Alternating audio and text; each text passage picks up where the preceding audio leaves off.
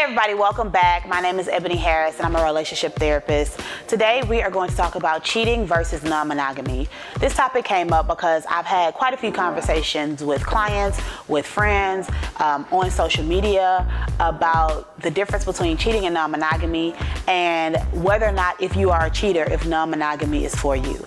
So we're going to start with a brief definition of cheating and non-monogamy and then have the conversation of how do you know if non-monogamy is something you should be doing. So stay tuned if you want to be a part of this conversation. So the first thing we're going to talk about is what constitutes cheating. I am a relationship therapist and I see a lot of couples in my practice, and with that means I have a lot of people coming to me that have dealt with some type of infidelity. A lot of times it's difficult to even kind of get the person that has cheated to acknowledge the fact that they cheated, because they'll say like, well, I didn't have sex with this person, or it wasn't like this, or we weren't really committed, or whatever the case may be. And so that's why I think it's important to first understand what cheating is. So cheating to me has three very distinctive factors. The first one is the secrecy. It is you're keeping something from your significant other. You're keeping something from this person that you are in a relationship with because you know that they wouldn't approve of whatever you have going on. That doesn't mean that if something like random happens, like you flirt with someone one day randomly while you're out and you don't go home and tell your spouse, then that means you were cheating. But if it's an ongoing thing where you know that you are not sharing something that has become a part of your life, something that you're thinking about all the time, or you're keeping this thing from them, then that is possibly cheating, okay? The second thing is the lying. So secret, and then there's lying. And this can be a direct lie, or this can be the omission of truth, right? So obviously if someone says, have you slept with someone else? Have you flirted with someone else, or are you spending your time with someone else, and you are choosing to either tell them something different or you're omitting the truth, then that is a sign that you are cheating. If the person asks, like, what did you do today? And you're like, oh, I just went to work and, went to lunch with a coworker and then went home. And all of those things could be true, but you forgot to add the part where you had sex with that coworker. That is omitting the truth. That means you're lying. That means that you are possibly cheating, okay? And the sex with the coworker, if you're supposed to be in a committed relationship, means you're cheating. The last part is the betrayal. So this is I am supposed to be in a certain type of relationship.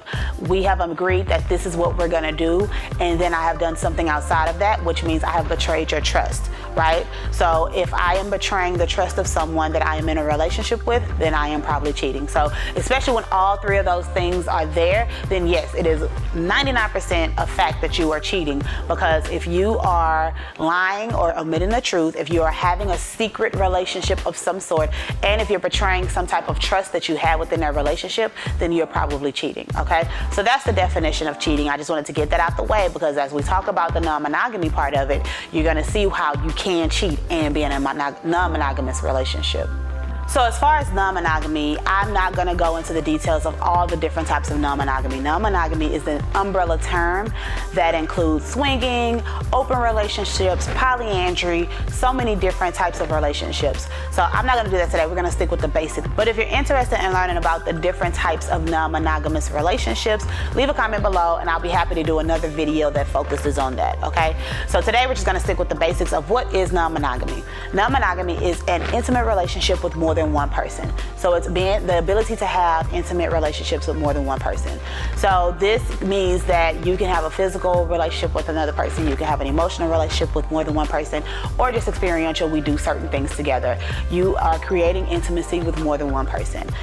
With this, there's ethical and non-ethical non-monogamy. Ethical non-monogamy means that I am being very honest in what I expect and what I want from a relationship with the person that I'm dating. I am making sure that they consent to the type of relationship that I want. We both agree that this is what we're gonna do. And it also means that I'm respecting the boundaries of the relationships, whatever boundaries are set. Sometimes that's a struggle with couples in non-monogamous relationships because they don't wanna impose rules on people, but it just depends on what you feel comfortable with and what you don't, and that determines what type of non-monogamous relationship you have. Some rules that might be in place place is like you can have sex with someone, but you can't have sex with them more than like 3 times because I don't want you to create an emotional bond with this person. Or it can be you can have a complete relationship with someone else as long as I'm aware of it. Or if you have sex with other people, you have to use condoms. Like those are the type of boundaries that are set in place. And so when you're having an ethical relationship, you're gonna make sure you hit those 3 things. I'm gonna be 100% honest about what I want and what I expect from these relationships. I'm gonna make sure that the person I'm with is consenting to that type of relationship. And I'm going to respect whatever boundaries we've set in place. So the question goes to, can you cheat in a non-monogamous relationship? The answer is, of course you can. And how do you cheat in a non-monogamous relationship? Is by not respecting those boundaries. So we've decided that this is what we're gonna do, and you continue to have those 3 factors, right? So if the rule is you only sleep with someone 3 times and you have to stop, but then you meet someone, you have an amazing connection, and you continue to sleep with them after those 3 times, but you keep it a secret, you lie to your significant other, and you're portraying the trust, right, of what that boundary was. So yes, you are technically cheating in your non-monogamous relationship. So yes, just like cheating can be done in a monogamous relationship, it can definitely happen in a non-monogamous relationship. The biggest thing is that non-monogamous relationships are not a free-for-all. It's not everybody does whatever they want without regard to the person they're dating. You still have to take that person's feelings into your thought process. You still have to address and respect the boundaries that have been set within that relationship. The next question I get a lot is, if I cheat, does that mean I should be non-monogamous? There are so many things that go into that, so I'm gonna try to keep this part short. So, the first thing is, why are you cheating? Are you cheating because you don't feel fulfilled in your relationship? Are you cheating because you feel like you have so much love to give and it's not fair to just keep it to yourself and it's one other person? Do you not know why you're cheating? You just do it when the opportunity presents itself. Do you have a hard time respecting boundaries that are imposed onto you by other people? Or do you have a hard time setting boundaries for yourself? There are so many reasons why people cheat, and so until you really figure out what you're struggling with to keep you monogamous, it's gonna be hard to know whether or not a non-monogamous relationship is for you. Because when you think about non-monogamous relationships, depending on the type you have, it's basically the ability to keep multiple relationships. If you're doing like polyamory or polyandry or things like that, if you cannot maintain one relationship, how do you expect to maintain multiple relationships? If you cannot respect the boundaries of one relationship, how are you going to do that when multiple people are involved? So you really have to figure out, 1, what's the struggle with staying faithful, and 2, what would you need as far as an open relationship or a non-monogamous relationship? Is it just the sexual aspect? Is it the emotional aspect? Is it I just need more people that bring fulfillment into my life? What are you looking for? And that can help you determine whether or not a non-monogamous relationship is for you. So non-monogamy does not mean that there are no rules and that you can do whatever you want. In all honesty, non-monogamous relationships are still relationships, and so they still require some trust, some respect, love, affection. Those things are normally still a part of that relationship. So if that is something you struggle with in a monogamous relationship, you might still struggle with that in a non-monogamous relationship. So those are things that you might have to address. Even if you're thinking about that and that may be the right path for you, you still may need to talk to a therapist or someone about the struggles that you have in being in a one-on-one relationship and the issues that you have in those relationships, and making sure it doesn't roll over into a non-monogamous relationship. So that's my little spiel on cheating in non-monogamous relationships, if you should be in a non-monogamous relationship, if you are a cheater.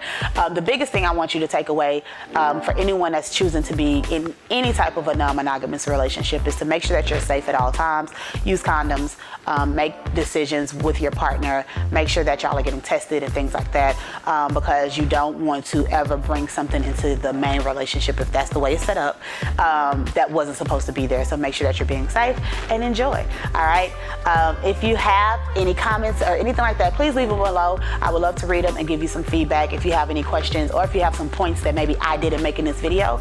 This is a very brief overview of non-monogamy. I did not go into a lot of details. I know there is so much more to it. I want to try to keep it simple. The biggest thing is when it comes to relationship, you set the rules, you set the boundaries within your relationship, you decide what that relationship looks like, and you find someone that's okay with that.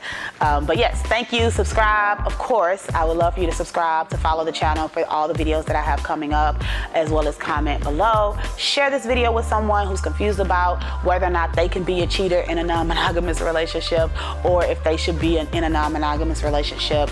And I will talk to you guys next time. Bye.